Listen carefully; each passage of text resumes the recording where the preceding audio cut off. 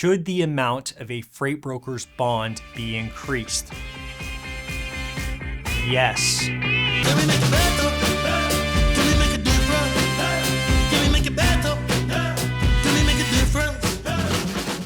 Carriers and shippers need to thoroughly understand this video. It is very important. Shippers, us brokers, are supposed to offer you a layer of protection, right?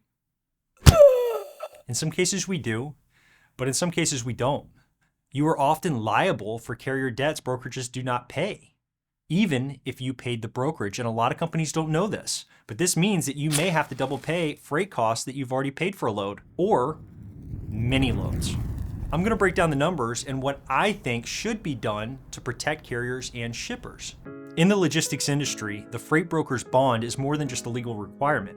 It's a critical safeguard that protects both the carrier and the shipper. However, there's a growing sentiment in the industry that the current bond amount may not be sufficient to cover potential losses. And guess what? It's not. First off, what is a freight broker's bond? So a freight broker bond, or a BMC 84, is a form of insurance required by the FMCSA for all operating freight brokers. This bond assures shippers and carriers that the broker will adhere to the contractual agreements and FMCSA regulations. If a broker fails to fulfill their obligations, the bond provides financial coverage. But it's not sufficient. It's not enough. Not the bond we have today.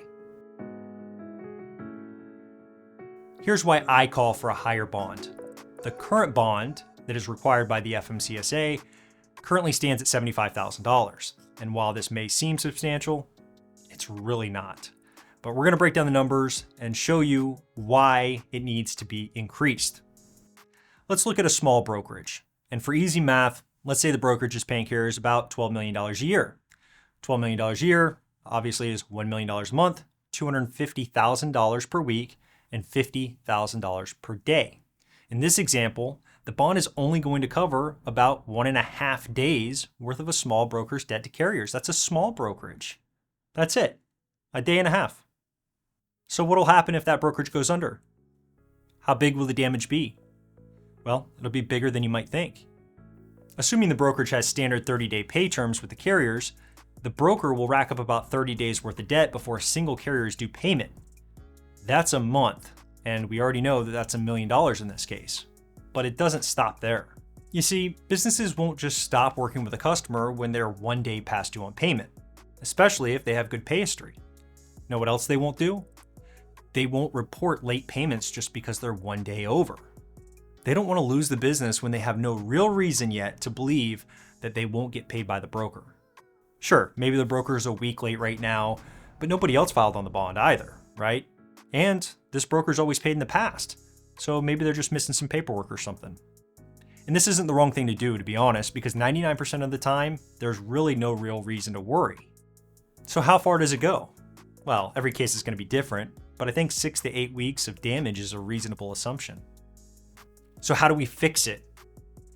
My opinion is that the broker's bond needs to be an average of 6 weeks of debt to carriers. So after 6 weeks in this example that I just gave you, the brokerage would have racked up $1.5 million in debt to carriers, and currently only $75,000 of that would have been covered by the current bond. Now you can see the problem.